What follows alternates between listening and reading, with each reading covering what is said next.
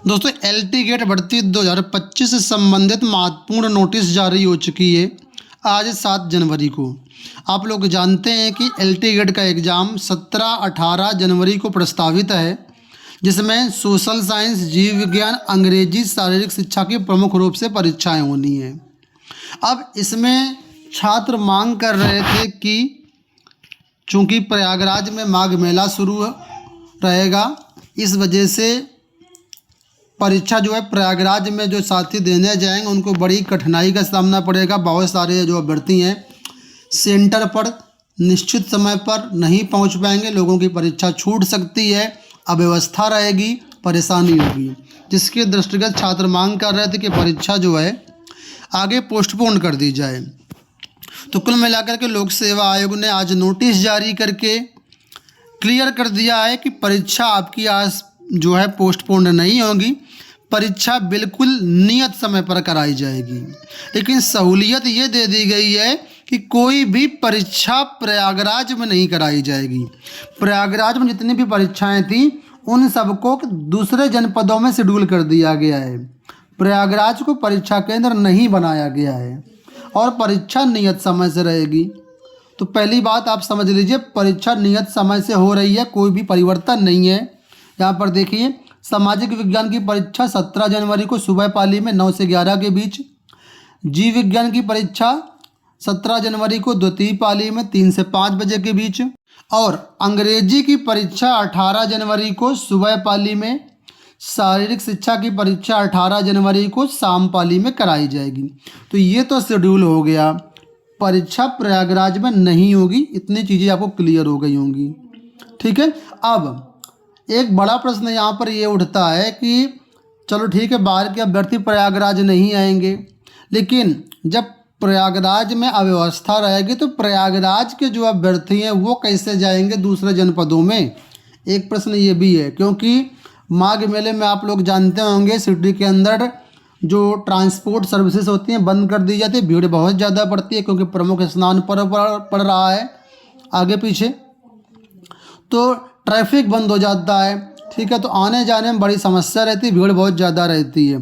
तो जो प्रयागराज के छात्र हैं, खासतौर पर सिटी के छात्र हैं, या कोई ऐसा अभ्यर्थी जो प्रयागराज से होकर के एक शहर से दूसरे शहर जाएगा, उनको अभी भी कठिनाई का सामना करना पड़ेगा और ये आपको मैनेज करना पड़ेगा, इसका कोई सलूशन नहीं है।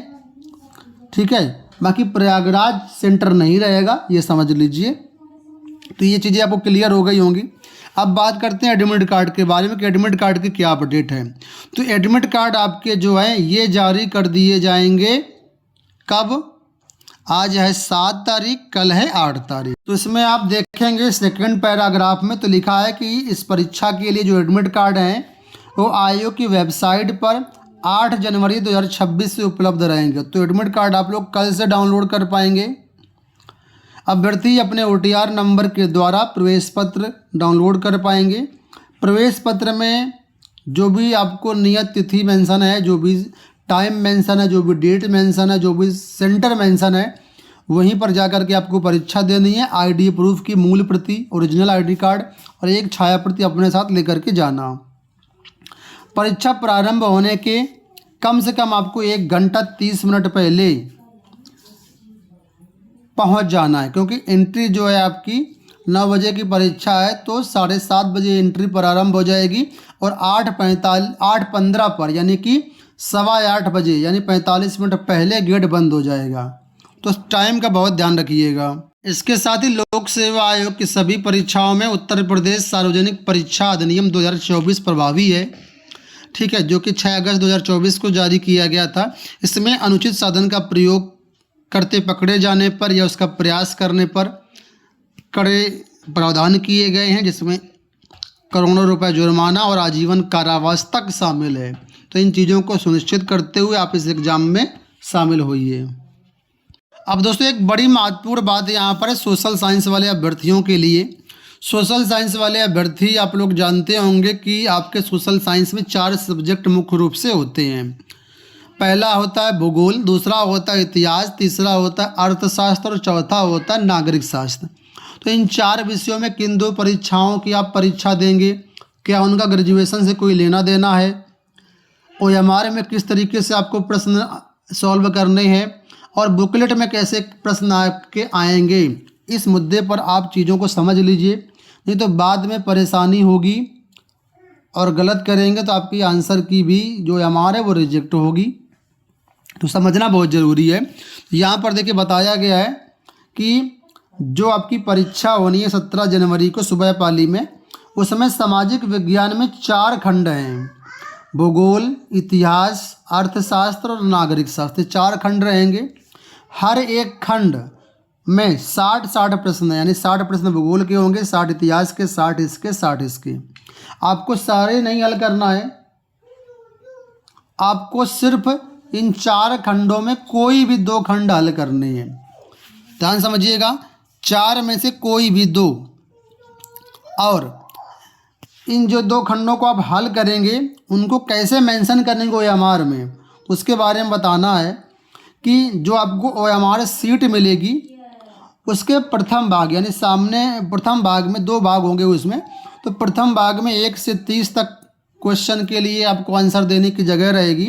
वो क्वेश्चन रहेंगे सामान्य अध्ययन के, ठीक है। तो सामान्य अध्ययन सबके लिए कॉमन है, उसमें कोई दिक्कत वाली बात नहीं है। लेकिन जो सब्जेक्ट का पेपर हल करेंगे उसमें आपको सावधानी बरतनी है और समझ लीजिए कैसे कैसे करना है।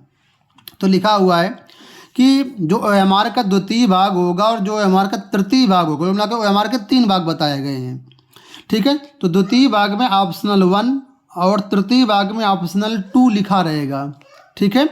अब ऑप्शनल 1 में आप जो भी विषय आप ले रहे हैं, सपोज करो ऑप्शनल 1 में आप इतिहास को हल कर रहे हैं तो इतिहास को वहाँ पर मेंशन करेंगे। ऑप्शनल 2 में अगर आप नागरिक शास्त्र हल कर रहे हैं तो उसको यहाँ पर मेंशन करेंगे। तो वहाँ पर लिखा होगा द्वितीय भाग में ऑप्शनल 1 और तृतीय भाग में ऑप्शनल 2 अंकित है।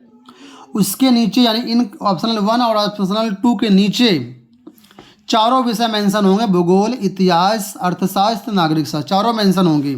अब ऑप्शनल 1 में आप क्या हल कर रहे हैं, कौन सा 4 में से हल कर रहे हैं सब्जेक्ट, उसको वहाँ पर आपको जो है एक गोला बना होगा और उसको आपको काला करना होगा, अंकित करना होगा कि ऑप्शनल 1 में हम इतिहास ले रहे हैं या जो भी विषय आप ले रहे हैं वो अंकित करेंगे।